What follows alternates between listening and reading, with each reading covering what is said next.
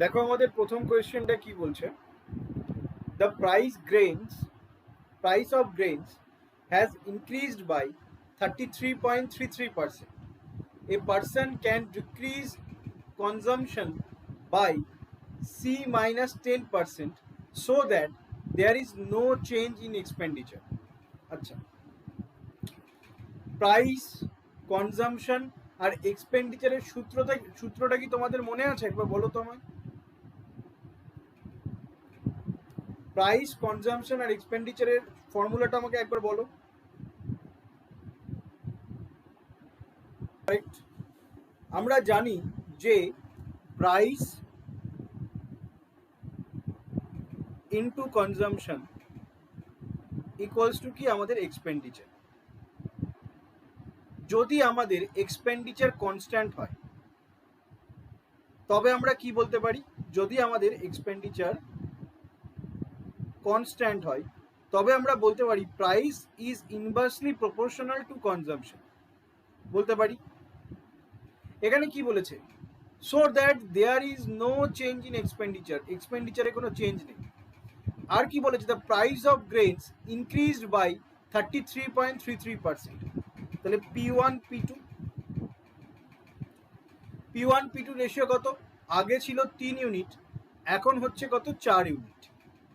তাহলে এক্সপেন্ডিচার যদি কনস্ট্যান্ট হয় তাহলে কনজাম্পশনও তোমার ইনভার্সলি প্রপোর্শনাল চেঞ্জ হবে প্রাইসের সাথে। তাহলে ইনভার্সলি প্রপোর্শনাল আগে নিত তোমার 4 ইউনিট গ্রেনস, এখন নিচ্ছে 3 ইউনিট গ্রেনস। ডিক্রিজ কত হয়েছে? C minus 10%। এখানে আমি কত দেখছি? ডিক্রিজ কত হয়েছে? 25% ডিক্রিজ হয়েছে এখানে।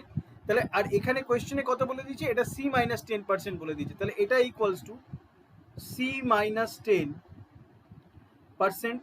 পার্সেন্ট কেটে গেল, তাহলে C ইকুয়ালস টু কত? 35 বেরিয়ে গেল। ঠিক আছে, তাহলে find the value of C plus 5%, মানে 35 প্লাস 5 মিনস 40%। 40% মিনস 2/5। 2/5 অফ 750। 750কে তুমি 5 দিয়ে কাটো, 150। তাহলে আমাদের এখানে অ্যান্সার কত হয়ে যাচ্ছে? 300। তাহলে আমাদের এখানে অ্যান্সার হয়ে যাচ্ছে 300, অপশন 3, অপশন ডি। বলো, বুঝতে পেরেছো?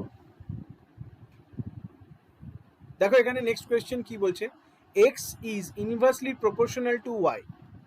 আগেই বলে দিয়েছে x is inversely proportional to y, এটা আগেই আমাদের বলে দিয়েছে।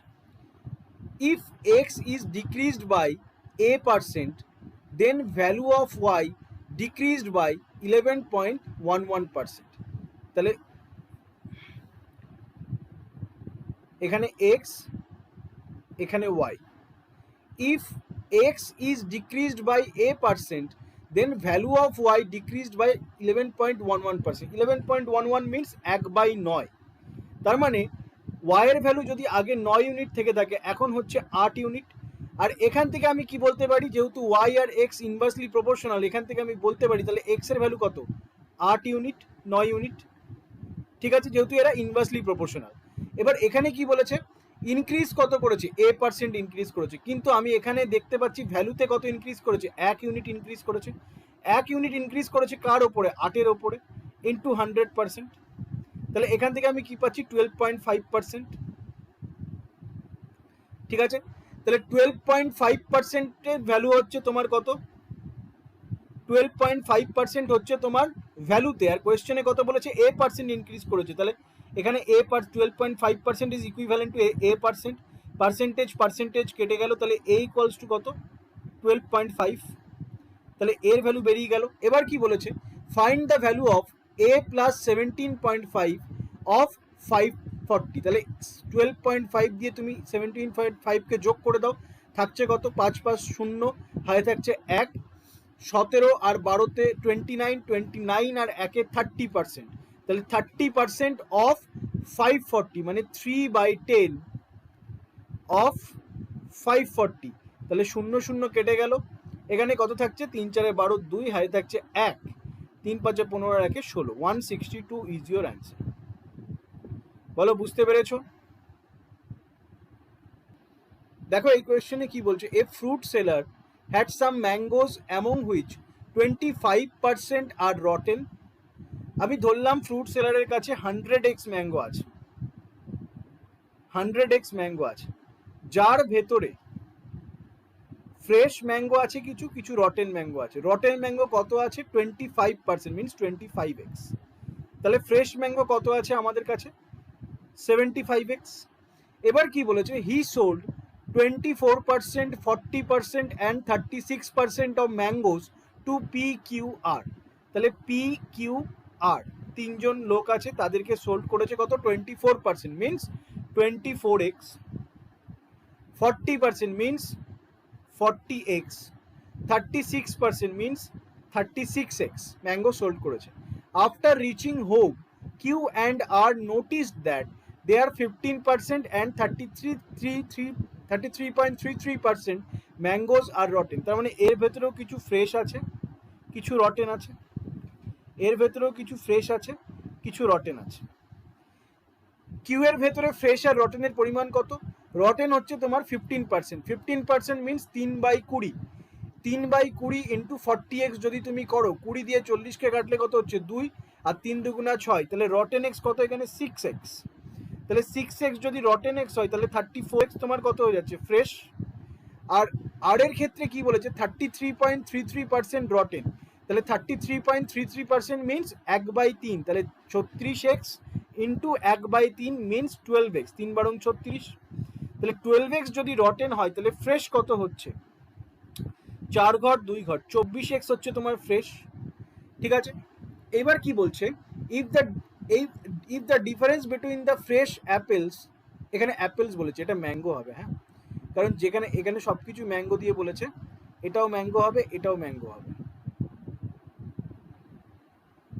If the difference between fresh mango of Q and R is 320, then how many fresh mango did P বট?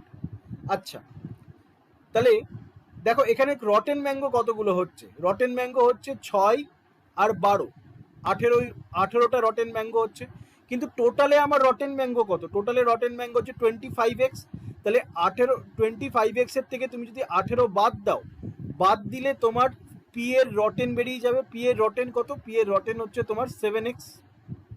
তাহলে পি এর ফ্রেশ কত? 7x দিয়ে যদি তুমি ক্যালকুলেট করো, পি এর ফ্রেশ বেরিয়ে যাচ্ছে 17x। ঠিক আছে, এবার আমাকে কন্ডিশন কি বলে দিয়েছে? If the difference between fresh mango of Q and R is 320, fresh mango of Q and R is 320 means 10x এর ভ্যালু হচ্ছে তোমার কত? 320। তাহলে 10x এর ভ্যালু আমার হচ্ছে 320। x এর ভ্যালু কত? x এর ভ্যালু হচ্ছে 32। আমাকে কি জিজ্ঞেস করেছে? Then how many fresh mango did P bought? কতগুলো ফ্রেশ ম্যাঙ্গো পি কিনেছিল? পি কিনেছিল 17x ফ্রেশ ম্যাঙ্গো, তাহলে 17 ইন্টু 32 করো, 17 দুগুণা 34, 4 হাতে থাকছে 3, 3 17 51, 51 আর 3 54, 544। তাহলে 544টা ফ্রেশ ম্যাঙ্গো কে কিনেছিল? পি কিনেছিল। বলো, বুঝতে পেরেছো? দেখো নেক্সট কোয়েশ্চেন কি বলছে? X gets n-8% of maximum marks and failed by 80 marks, whereas y gets n plus 6% of maximum marks and scored 10 marks less than minimum passing marks. আচ্ছা, আমি ধরলাম টোটাল মার্কস ধরলাম টি, টোটাল মার্কস ধরলাম T, আর passing marks ধরলাম P. ঠিক আছে, X get n-8% of maximum marks, তাহলে ম্যাক্সিমাম মার্কস মানে কি? টি। তাহলে n-8% of T and failed by 80 marks. তাহলে n-8% অফ টি যা হবে সেটা পাসিং মার্কসের থেকে 80 কম হবে, failed by 80 marks. Passing marks পেলে তোমার সে পাস করে যেত। whereas y gets n plus 6% of maximum marks and scored 10 marks less than minimum passing marks, 10 marks less than minimum passing marks। ঠিক আছে, এইবার এইখান থেকে একটা কাজ করো, দেখো এইখানে যদি তুমি এই ইকুয়েশনটার থেকে এই ইকুয়েশনটা বিয়োগ করে দাও তাহলে দেখো এন আর পি কেটে যাচ্ছে। তাহলে এন আর পি যদি তোমার কেটে যায় আর টি যদি তুমি কমন নিয়ে নাও, টি যদি কমন নিয়ে নাও আর এন আর পি যদি কেটে যায় তাহলে এখানে কত থাকছে, 6 মাইনাস মাইনাস 8 মানে 6 প্লাস 8 মানে টি 14% অফ টি, এখানে থাকছে 14% অফ টি, কারণ এই এন আর এই এন কেটে যাচ্ছে। আর এখানে 6 মাইনাস মাইনাস 8 মানে 6 প্লাস 8 মানে 14% অফ টি, টি কমন নিয়ে করলাম। আর এখানে পি পি কেটে যাচ্ছে, বিয়োগ করলে কি থাকছে -10 মাইনাস অফ -80 মিনস +80, তাহলে -10 +80 করলে তোমার কত থাকছে 70। তাহলে এখান থেকে কি পাচ্ছ, 5 14 70, তাহলে টি এর ভ্যালু কত, টি এর ভ্যালু তোমার চলে আসছে 500। তাহলে টোটাল মার্কস তুমি পেয়ে গেলে কত, 500। ঠিক আছে, এবার কি বলছে, if Z score 42% marks, 42% marks কার ওপরে পাবে, টোটাল মার্কসের ওপরে পাবে। তাহলে জেড কত পেয়েছে, জেড পেয়েছে 42% অফ 500, 42% অফ 500 পেয়েছে তোমার জেড। তাহলে পার্সেন্টেজের সঙ্গে দুটো শূন্য কেটে দাও, 5 দিয়ে গুণ করো, 5 দুগুণা 10, 4 5 20 আর 1 21। তাহলে জেড কত মার্কস পেয়েছে, জেড পেয়েছে হচ্ছে তোমার 210 মার্কস, জেড পেয়েছে 210 মার্কস।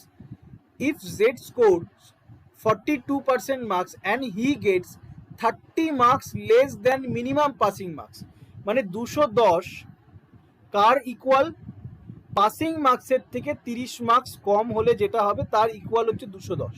তাহলে পাসিং মার্কস কত, 240, পাসিং মার্কস বেরিয়ে গেল তোমার 240। Then find the value of N. এবার পি এর ভ্যালু পেয়ে গেছো, টি এর ভ্যালু পেয়ে গেছো, এই দুটোর মধ্যে যে কোনো একটা ইকুয়েশনে বসিয়ে দিলে তুমি এন এর ভ্যালু পেয়ে যাবে। আমি পজিটিভটা নিলাম, পজিটিভের ক্ষেত্রে কি বলেছে, N plus 6% of 500 equals to 240 minus 10 মানে 230। পার্সেন্টেজের সঙ্গে দুটো শূন্য কেটে গেল, 5 দিয়ে এটাকে কেটে দাও, 4 5 20, 5 6 30, 46। তাহলে এই 6টা যদি রাইট হ্যান্ড সাইডে যায় তাহলে বিয়োগ হয়ে যাবে, তাহলে এন এর ভ্যালু কত হয়ে যাচ্ছে, 40। তাহলে এন এর ভ্যালু আমার বেরিয়ে গেল কত, 40। তাহলে option C is our answer. বলো বুঝতে পেরেছো? এটা তাহলে করিয়ে দেবো। দেখো কি বলছে, in a society 44.44% of people are males and rest are females. তাহলে একটা সোসাইটিতে 44.44% মিনস 4/9, তাহলে 4/9 হচ্ছে মেলস, 4/9 হচ্ছে মেলস, 5/9 হচ্ছে তোমার কি ফিমেলস। ঠিক আছে, among all মেলস 31.25% means 5/16, 31.25% were adults and rest were children. Among females 62.5% means 5/8 were children, and এটা children, এটা adult, and rest are adult. Number of adult female is what percent more or less than number of adult males? তাহলে এখানে adult males কত আছে, এর 5/16 হচ্ছে adult মেলস আছে, আর এখানে অ্যাডাল্ট ফিমেলস কত আছে, 5/8 যদি তোমার চিলড্রেন হয় তাহলে 3/8 তোমার কি হবে, অ্যাডাল্ট মেল। ঠিক আছে, এইটুকুনি বুঝতে পেরেছো? তাহলে এই দুজনের যদি তুমি রেশিও করে দাও তাহলেই তো অ্যান্সার বেরিয়ে যাচ্ছে না, কারণ এটা তো আউট অফ টোটালি ক্যালকুলেট করা, টোটালের 4/9, টোটালের 5/9, টোটালের ভেতরে 4/9 মেলস আছে, টোটালের ভেতরে 5/9 ফিমেলস আছে, তার ভেতরে মেলসের ভেতরে আবার 5/16 অ্যাডাল্টস, ফিমেলসের ভেতরে 3/8 অ্যাডাল্টস। তাহলে এদের দুজনকে যদি তুমি রেশিও করে দাও তাহলে ডাইরেক্ট বেরিয়ে যাচ্ছে না, তাহলে টোটাল কেটে যাচ্ছে, 9 9 কেটে যাচ্ছে, 5 5 কেটে যাচ্ছে, আর 4 4 16 থাকছে। ঠিক আছে, 4 দুগুণে 8 থাকছে, তাহলে 3/2 মানে 2:3, 2:3 মানে 1/2 ইকুয়ালস টু 50%। বলো বুঝতে পেরেছো? দেখো এই কোয়েশ্চেনে কি বলছে, in a exam 39% students passed in subject A, 49% students passed in subject B. তার মানে ইফ 21% স্টুডেন্টস, হ্যাঁ বলো, তারপরে কি বলছে, if 21% student failed in both subjects, তাহলে 21% বোথ সাবজেক্ট যেই বললো তখনই তার মানে এটা বুঝতে হবে ভেন ডায়াগ্রামের কেস। তাহলে এখানে তোমার একটা সাবজেক্ট আছে, এখানে আরেকটা সাবজেক্ট আছে, এটা সাবজেক্ট এ, এটা subject B. In exam 39% students passed in subject A, মানে এই টোটাল সার্কেলটাকে তোমার কত বলছে, 39%। ঠিক আছে, and 49% students passed in subject. দেখো কি বলছে, ইনে হ্যাঁ আমি বলছি, in a exam 39% students passed in subject A and 49% students passed in subject B. তার মানে টোটাল বি সার্কেলটাতে তোমার কতজন পাস করেছে, 49% স্টুডেন্টস। টোটাল বি সাবজেক্টটাতে 49% স্টুডেন্টস পাস করেছে। If 21% students failed in both exam, তাহলে আমার কি কি হতে পারে, ধরে নিলাম এটা সাবজেক্ট এ, এটা সাবজেক্ট বি, কি কি পসিবিলিটি হতে পারে।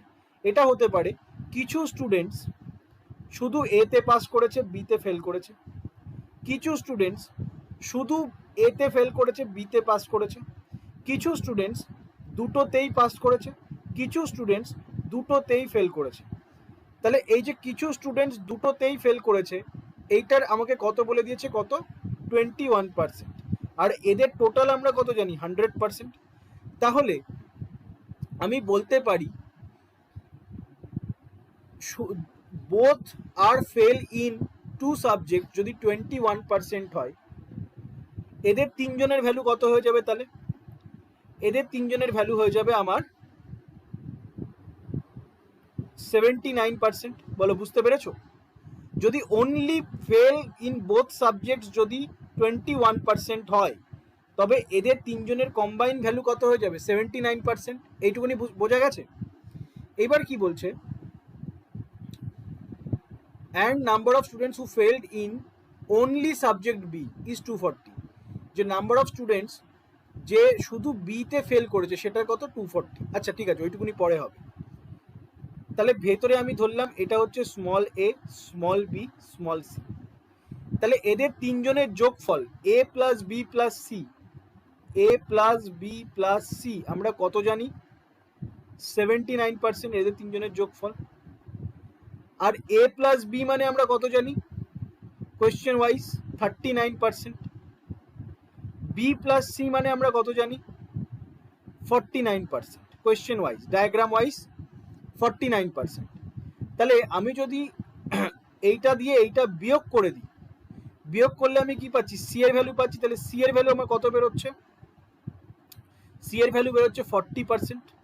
এটা সিটা কি, অনলি সি, অনলি সি। তার মানে এই পোর্শনটুকু তো আমার কত, এই পোর্শনটুকু হচ্ছে আমার 40%। ঠিক আছে, যদি আমি এই প্রথম ইকুয়েশনটার থেকে লাস্টের ইকুয়েশনটা বিয়োগ করি, তাহলে আমি কি পাচ্ছি, এর ভ্যালু পাচ্ছি অনলি এ। অনলি এ আমার কত আসছে, তাহলে অনলি এ আসছে আমার 30%। তার মানে অনলি এতে পাস করেছে আমার কত, অনলি এতে আমার পাস করেছে 30%। বলো এই অবধি বোঝা গেছে? তাহলে আমাকে কি জিজ্ঞেস করেছে, আমাকে এখানে আরো বলে দিয়েছে number of students who failed in only subject B are 240। তাহলে সাবজেক্ট বিতে, শুধু সাবজেক্ট বিতে ফেল করবে এরকম স্টুডেন্ট কতজন আছে। আমি যদি এই ডায়াগ্রামটাতে আমি ফলো করি, ভালো করে লক্ষ্য করবে, আমি যদি এই ডায়াগ্রামটাতে ফলো করি, শুধু এতে পাস করেছে এমন স্টুডেন্ট কত আছে, শুধু এতে পাস করেছে এমন স্টুডেন্ট আছে 30%। শুধু বিতে পাস করেছে এমন স্টুডেন্ট কত, শুধু বিতে পাস করেছে এমন স্টুডেন্ট হচ্ছে তোমার কত, 40%। আর দুজনে মিলে পাস করেছে হচ্ছে বি, ওটা আমরা জানি না এখন, ঠিক আছে, দুজনে মিলে পাস করেছে বি। তাহলে যারা শুধু এ তে পাস করেছে তারাই শুধু বি তে ফেল করেছে, যারা শুধু এ তে পাস করেছে তারাই বি তে ফেল করেছে। তাহলে শুধু এতে পাস করেছে যদি 30% হয়, তাহলে ওই 30%ই তোমার বি তে ফেল করেছে। তাহলে আমি বলতে পারি এই 30%-এর ভ্যালু আমার কত, 240, যেটা আমার কোয়েশ্চেনে বলা আছে। 1%-এর ভ্যালু আমার কত, 8। 100%-এর ভ্যালু কত আমার, 800, ঠিক আছে। তাহলে এবার কি বলেছে, find the number of students who failed in subject A. Subject এতে কত ফেল করেছে, দেখো সাবজেক্ট এতে এই সেকেন্ড ডেটটা দেখো, সেকেন্ড ডেটে কি বলছে, অনলি সাবজেক্ট বিতে পাস করেছে কত, 40%। অনলি সাবজেক্ট বিতে যে 40% পাস করবে, ওই অনলি সাবজেক্ট বিতে 40%ই তোমার এতে ফেল করেছে, কারণ ওখানে অনলি বিতেই পাস করেছে, এতে আর পাস করেনি, অনলি বিতেই পাস করেছে, এতে পাস করেনি। তাহলে ওই যে 40% বিতে পাস করেছে তারাই সাবজেক্ট এতে ফেল করবে। তাহলে আমি বলতে পারি এই 40%-এর ভ্যালু বের করলেই আমার অ্যান্সার। তাহলে 1%-এর ভ্যালু যদি 8 হয়, তবে এই 40%-এর ভ্যালু কত, 40%-এর ভ্যালু হচ্ছে 40 × 8 = 320। তাহলে 320 ইজ আওয়ার অ্যান্সার। বলো বুঝতে পেরেছো? দেখো এই ডায়াগ্রামটা আমি আরেকবার রাখছি। এখানে হচ্ছে পুরো এ সাবজেক্ট, পুরো বি সাবজেক্ট। পুরো এ সাবজেক্টে তোমার পাস করেছে কত, পুরো এ সার্কেলে হচ্ছে 39%, পুরো বি সার্কেলে কত পড়ছে, 49%। তাহলে আমাকে এখানে কি কি বলে দিয়েছে, আমাকে এখানে বলে দিয়েছে এ, আমি ধরে নিলাম ভেতরে আছে এ বি সি, আমি ধরে নিলাম অনলি এ তে যতজন পাস করেছে, কারণ এটা পাসের ডায়াগ্রাম, অনলি এ তে পাস করেছে, অনলি বি তে পাস করেছে, আর বোথ এ প্লাস বি তে পাস করেছে, নট ফেল, পাস করেছে। এইটুকুনি আমি এই ডায়াগ্রাম থেকে বের করতে পারছি, কারণ এটা পাসের ডায়াগ্রাম, এই ডায়াগ্রাম থেকে আমি এইটুকুনি ডিস্টিংগুইশ করতে পারছি, ঠিক আছে। আমাকে কোয়েশ্চেনে কি বলেছে, কোয়েশ্চেনে বলেছে যে 21% যে স্টুডেন্টস আছে, সেই 21% স্টুডেন্টস দুটো সাবজেক্টে একসঙ্গে ফেল করেছে। তাহলে এই যে 21% স্টুডেন্টস যদি দুটো সাবজেক্টে একসঙ্গে ফেল করে থাকে, তাহলে তার মানে কি পুরোটা 21% বাদে যারা আছে তারা এই পুরোটা, কেউ এতে পাস করেছে, কেউ অনলি বিতে পাস করেছে, কেউ দুটোতে একসঙ্গে পাস করেছে। কারণ 21% স্টুডেন্টস শুধু দুটো সাবজেক্টে একসঙ্গে ফেল করেছে, fail in both A plus B. এই 21% students failed in both A plus B. তার মানে কি এই 21% বাদে বিশ্ব ব্রহ্মাণ্ডে যতজন স্টুডেন্ট আছে তারা হয় শুধু এতে পাস করেছে, হয় শুধু বিতে পাস করেছে, অথবা এ আর বি দুটোতে একসঙ্গে পাস করেছে। তাহলে এদের তিনজনের কম্বাইন পার্সেন্টেজ কত, 100 - 21% = 79%, ঠিক আছে। তাহলে আমি বলতে পারি এই যে ভেতরে এ প্লাস বি প্লাস সি ধরলাম, ভেতরে এ প্লাস বি প্লাস সি ধরলাম, এটা আমার কত, 79%, ঠিক আছে। তাহলে এইবার 79% এ প্লাস বি প্লাস সি হয়ে গেল। আর ডায়াগ্রাম ওয়াইজ আমি কি বলতে পারছি, ডায়াগ্রাম ওয়াইজ আমি বলতে পারছি এই যে এ প্লাস বি আছে, এই এ প্লাস বি এর ভ্যালু কত, এ প্লাস বি এর ভ্যালু হচ্ছে আমার 39%, ঠিক আছে। আর বি প্লাস সি এর ভ্যালু কত, বি প্লাস সি এর ভ্যালু হচ্ছে আমার 49%, ঠিক আছে। বি প্লাস সি এর ভ্যালু 49%। এদের তিনজনকে যদি আমি ক্যালকুলেট করি, তাহলে আমি এই বড় ইকুয়েশন থেকে একবার এইটাকে বিয়োগ করব, একবার এইটাকে বিয়োগ করব। বিয়োগ করলে আমি কি পাচ্ছি, অনলি সি পাচ্ছি। অনলি সি এর ভ্যালু আমার কত দাঁড়াচ্ছে, 40%। তার মানে কি অনলি বি সাবজেক্ট বিতে, অনলি সাবজেক্ট বিতে পাস করেছে কত, অনলি সাবজেক্ট বিতে অনলি সাবজেক্ট বিতে পাস করেছে হচ্ছে 40% স্টুডেন্টস। আর যদি এদের সঙ্গে এটা বিয়োগ করি তাহলে আমি কি পাচ্ছি, এ ইকুয়ালস টু কত, 30%। শুধু এ মানে কি, only a, only subject A, মানে এই সাবজেক্ট এতে তোমার পাস করেছে কত, 30%। এবার আমাকে কোয়েশ্চেনে বলে দিয়েছে the number of students who failed in only subject B, only subject বিতে ফেল করেছে কত, 240। এবার আমাকে একটা কোয়েশ্চেনের সোজা সাপটা উত্তর দাও। তোমাকে উল্লেখ করে তুমি দেখতে পাচ্ছ অনলি সাবজেক্ট এতে পাস করেছে হচ্ছে 30%, কারণ এটা পাসের ডায়াগ্রাম। অনলি সাবজেক্ট এতে পাস করেছে হচ্ছে 30%, তাহলে যারা শুধুমাত্র সাবজেক্ট এতে পাস করেছে তারাই সাবজেক্ট বিতে ফেল করেছে, কারণ তারা একটা সাবজেক্টেই পাস করেছে। অনলি সাবজেক্ট এতে পাস করেছে কত, 30%, তার মানে তারাই তোমার ফেল করেছে কিসে, সাবজেক্ট বিতে। তাহলে আমি বলতে পারি এই 30%-এর ভ্যালু আমার হচ্ছে 240। তাহলে 1%-এর ভ্যালু কত আমার, 8। আমাকে কি বের করতে বলেছে, find the number of students who failed in only subject এ।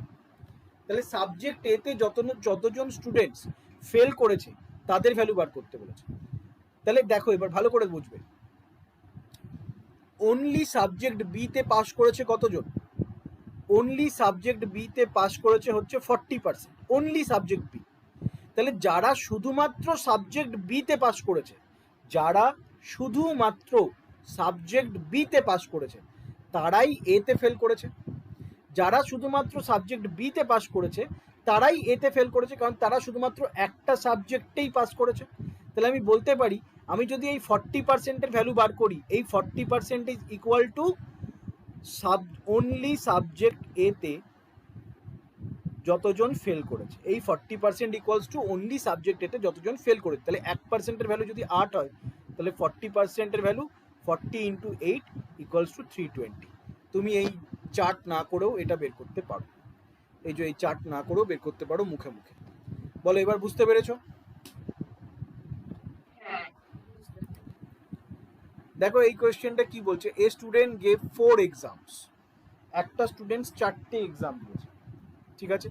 ধরলাম A B C D exam, A B C D, maximum marks of for every exams are equal, প্রত্যেকের ম্যাক্সিমাম মার্কস ইকুয়াল। আমি ধরে নিলাম maximum marks of every person is 250, 250x 250x 250x। কেন 250 ধরলাম, তাহলে আমার টোটালটা কত চলে আসবে, 10,000, সরি 10,000 না 1000x, টোটালটা তাহলে আমার কত চলে আসবে, 1000x। তো 100 আনার, টোটালটাকে 100 আনার জন্য আমি প্রত্যেককে 250x করে ধরলাম। এবার কি বলছে, the ratio of his marks in this exams is 9:14:8:12। Ratio বলে দিচ্ছে কত, 9:14:8:12। ইফ ওভারঅল পার্সেন্টেজ ইজ 38.7%, মানে ওই স্টুডেন্টটা টোটাল মার্কসে 38.7% পেয়েছে। তাহলে এর যদি তুমি 38.7% করো তাহলে কত পাচ্ছ, পার্সেন্টেজের সঙ্গে দুটো শূন্য কেটে গেল, তাহলে থাকছে কত, 387x। 387x হচ্ছে তোমার এর থাকছে, এ পেয়েছে হচ্ছে 387x, যার ভেতরে প্রত্যেকটা সাবজেক্ট থেকে কি কি রেশিও পেয়েছে, কি কি মার্কসের রেশিও পেয়েছে, 9:14:8:12। তাহলে টোটাল কত পেয়েছে, 9 plus 14 plus 8 plus 12 equals to, এখানে তোমার 8 8 12 20, 20 আর 14 হচ্ছে তোমার 34, 34 আর 9 43, 43। তোমার এখানে টোটাল হচ্ছে তোমার 43 ইউনিট, ঠিক আছে। তাহলে এই 43 ইউনিটের ভ্যালুই তোমার 387x হওয়ার কথা ছিল, এই 43 ইউনিটের ভ্যালু তোমার 387x হওয়ার কথা ছিল। তাহলে 1 ইউনিটের ভ্যালু কত, 1 ইউনিটের ভ্যালু হচ্ছে তোমার 9x। 1 ইউনিটের ভ্যালু যদি তোমার 9x হয় তাহলে সাবজেক্ট এতে সে কত পেয়েছে, 9×9=81, 81x। সাবজেক্ট বিতে সে কত পেয়েছে, 9×14=126x। সাবজেক্ট সিতে সে কত পেয়েছে 8 নং 72x, সাবজেক্ট ডিতে সে কত পেয়েছে 108x। এবার কি বলেছে, how many exams did he get equal or more than 30% of maximum marks. Maximum marks যত আছে প্রত্যেক সাবজেক্টে তার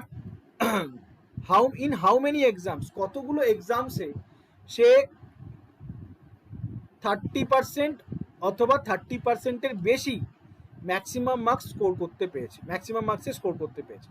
তাহলে প্রত্যেকটা এক্সামের ক্ষেত্রে ম্যাক্সিমাম মার্কস কত আমার 250x, এর 30% কত, এর 30% যদি তুমি করো এখানে 75x হয়ে যাচ্ছে। তার মানে ওই পার্সনটাকে হয় 75x পেতে হবে অথবা 75x এর বেশি পেতে হবে। এটাই আমাকে দেখতে হবে কতগুলো এক্সামে সে পেয়েছে। প্রথম এক্সামে সে পেয়েছে 81x, 75%-এর বেশি এখানে পেয়ে গেছে। এটা একটা সাবজেক্ট, দুটো সাবজেক্ট, তিনটে সাবজেক্ট, এখানে কত 72x, 30%-এর কম, তাহলে এটাকে কনসিডার করবো না অ্যান্সার হিসাবে। তাহলে আমাদের অ্যান্সার কি হবে 1 2 3, তিনটে সাবজেক্টে সে 30% ম্যাক্সিমাম মার্কসের 30% অথবা 30%-এর বেশি স্কোর করেছে। এটা হচ্ছে আমাদের কারেক্ট অ্যান্সার। বুঝতে পেরেছো?